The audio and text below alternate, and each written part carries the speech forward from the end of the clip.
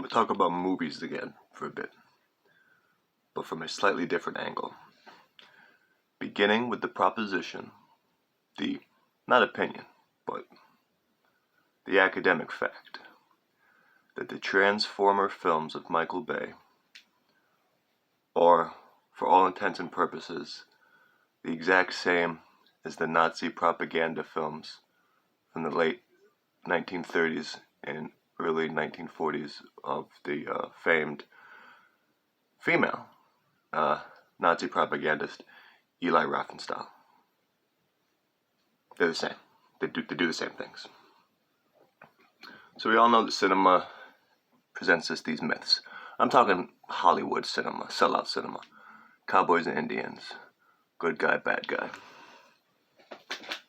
It's somehow so myth-making that, except for a few films where Joan Crawford played kind of an anti-hero and femme fatale, like this, like, child-abusing narcissist is the heroine, is beautiful. So, the nature of celluloid is of deceit. Now, I don't know, I think you know this, I like to collect VHSs, and I received from my buddy, this principal of his school was leaving, and he had all these VHSs, and this guy was like a former Army. So, again, I love VHSs, and I have a working VCR. I'm one of the few people that really, really hipster. No, I like it. I like the smell. So he had a ton, including this United States Army. And this is from a little bit after 9/11, alright? So again, it has the production values almost of early 1990s, like, made for TV, like it's like terrible. It's terrifying though. And it's propaganda, and the messages, and the songs, and the anti-Islamic sentiment left and right. Because that's what cinema is for. Okay? Ultimately, it's the secret of the United States' success, which is this mythology of the last Boy Scout. The goal is to survive. Also, note how the white man is clearly higher than the black man. In fact, the black man, Damon Wayans is all scarred up. Bruce Willis is fucking perfect, beautiful. Look at that. This is intentional. It codes the white supremacist masculine ego. And even when, like, you have diversity. What's Beverly Hills Cop? Oh, no, it's funny. No, it's propaganda. Do. My name is Judge, and I'm judging that Eddie Murphy was probably too fucked up on cocaine to realize he was making a film that more or less, right before Rodney King, and shit, they make 85, but I think they made sequels into the 90s. Say, hey, the cops, hey man, making it comical, even cop corruption comical. Even look at the Lethal Weapon series, which began very serious. The first one, remember the first one was fucking holy shit. But no. It's like the myth of anti-Semite, say sexist, racist, conspiracy theorist. And again, look, Mel Gibson in the front, and look at the women and the Asians and the black and the Italian foreground. Lethal Weapon makes a comedy out of PTSD. Die Hard. Remember fucking the Family Matters cop in there? He kills a kid. You remember that part? How he kills a kid? That's why he isn't supposed to be firing a gun. But we have films like Agent Cody Banks in which we tell our children, where are these two at right now, huh? When these two about to die. No offense, I don't wish it upon them, but what they doing right now? What they doing with that money? Me, Agent Cody Banks, the real American beauty is that we are untouchable. Now, I know I have dozens more around me. I could do a whole entire fucking video of coherent fucking critique of just these titles, but, that seems like a real mission impossible, so I'm not going to do that.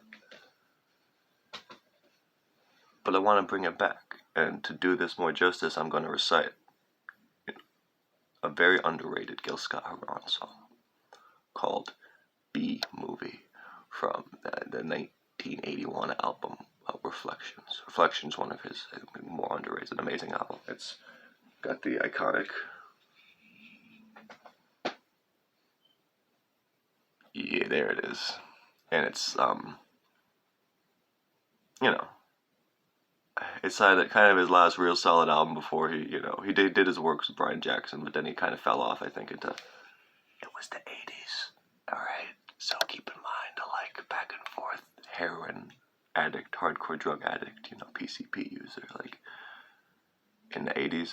Yeah, the fact that Gil made it, survived, to then do more work a few decades later is a miracle. But yeah, Gil fell off the radar because, like many people, fell off the radar. Ollie North.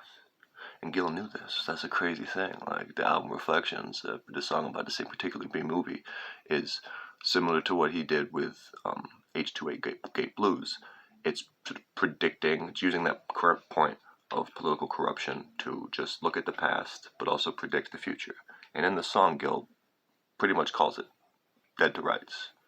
Any simple economist could see it. But like, the artists, the poets, they always are ahead of the game, but they're not taken seriously because they don't have this bullshit numbers and facts that can be codified. So, in that note,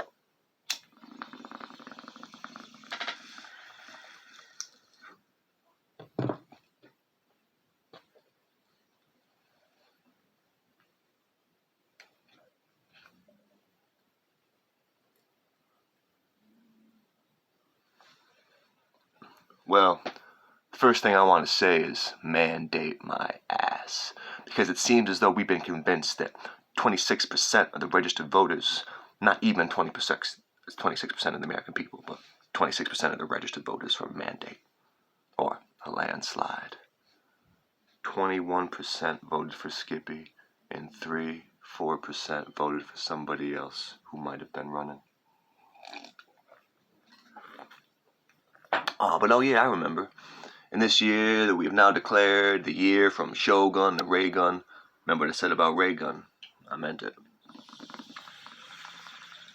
Acted like an actor, Hollyweird, acted like a liberal, acted like General Franco when he acted like governor of California, then he acted like a Republican, then he acted like somebody was going to vote for him for president, and now we act like 26% of the registered voters is actually a mandate.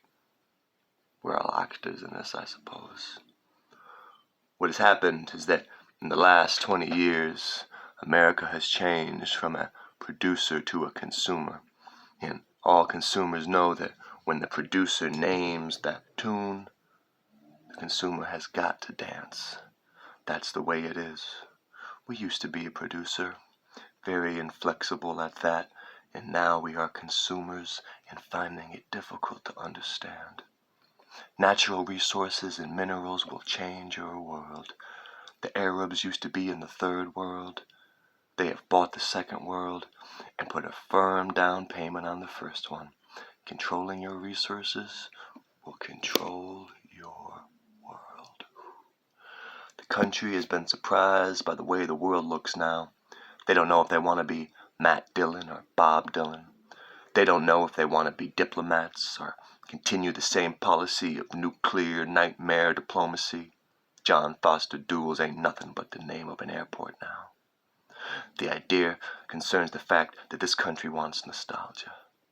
They want to go back as far as they can. Even if it's only as far as last week. Not to face now or tomorrow, but to face backwards. And yesterday was the day of our cinema heroes riding to the rescue at the last possible moment. The day of the man in the white hat, or the man on the white horse, or the man who always came to save America at the last moment. Someone always came to save America in the last moment. Especially in the B movies. We're at a breaking point now, I tell you that much.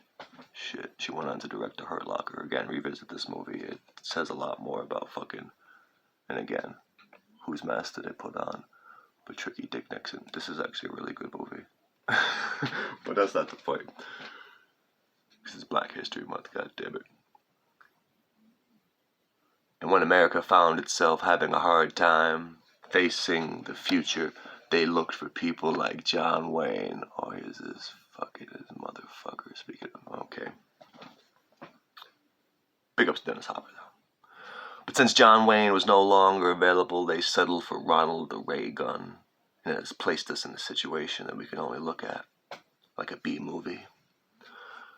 Come with us back to those inglorious days when heroes weren't zeros, before fair was square, when the cavalry came straight away and all American men were like Hemingway, in the days of the wondrous B-movie. The producer underwritten by all the millionaires necessary will be Casper, the defensive Weinberger. No more animated choices available. The director will be Attila the Hag, running around frantically declaring himself in control and in charge, the ultimate realization of the inmates taking over at the asylum. The screenplay will be adapted from the book called Voodoo Economics by George Papadoc Bush. Music by the Village People, the very military Macho Man Company. Macho Man. 2, 3, 4. Huh. A theme song for saber rallying and selling wars door to doors. Remember, we're looking for the closest thing we can find to John Wayne. Clichés abound like kangaroos, courtesy of some spaced-out Marlon Perkins, a Reagan contemporary. Clichés like itchy trigger finger and tall in the saddle and riding off or on into the sunset. Clichés like get off my planet by sundown, more so than clichés like he died with his boots on.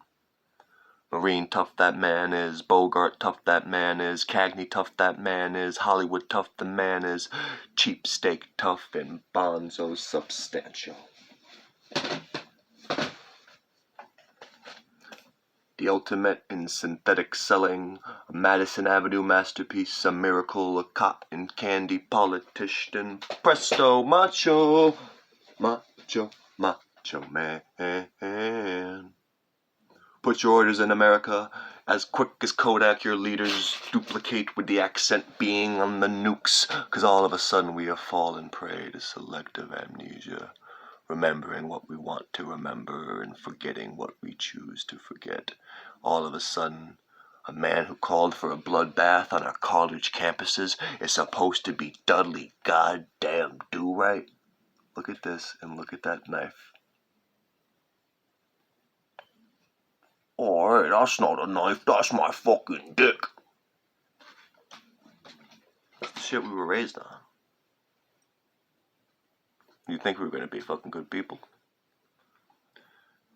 You go give them liberals hell, Ronnie. That was the mandate to the new Captain Bligh on the new ship of fools.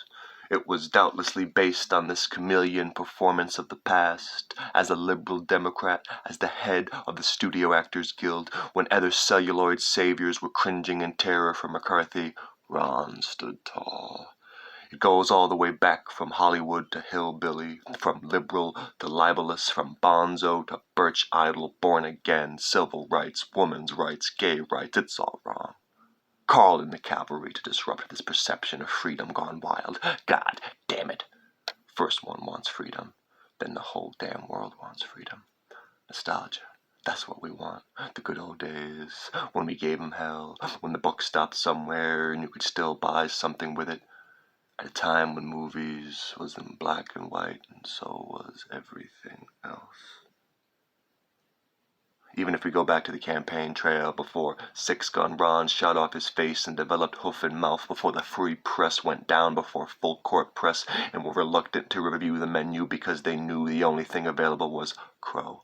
Lon Chaney, our man of 1,000 faces, no match for Ron.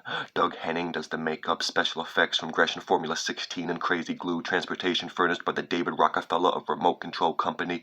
The slogan is, why wait for 1984? You can panic now and avoid the rush. So much for the good news. As Wall Street goes, so goes the nation. And here's a look at the closing numbers. Racism's up, human rights are down, peace is shaky, war items are hot, the House claims all ties, jobs are down, money is scarce, and common sense is at an all-time low, and heavy trading. Movies were looking better than ever, and no one is looking because we're starring in a B movie. And we would rather have John Wayne. We would rather have no John Wayne. John Wayne 2024.